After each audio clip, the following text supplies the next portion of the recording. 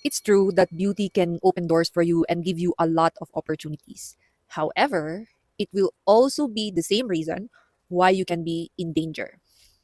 Ang beauty, marami kang ma-attract na tao. Pwedeng tamang tao, mga oportunidad, pero pwedeng yun din ang mismong ikakapahamak mo.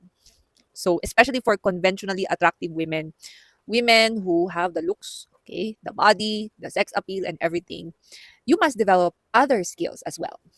Okay? And your intelligence and also learn how to set boundaries. Kasi yun yung problema ko lately is may mga yun yung problema ko lately is may mga nagyayaya sa akin. Tapos nahirapan akong mag-say ng no.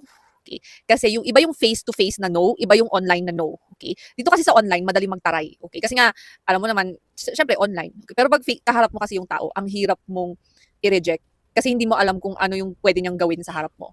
Okay? This is why I always tell women, be discerning, set boundaries, especially when people are asking you out. Okay? Because yung beauty na nakaka-attract ng ibang tao, yun din ang beauty na magpapahamak sa'yo.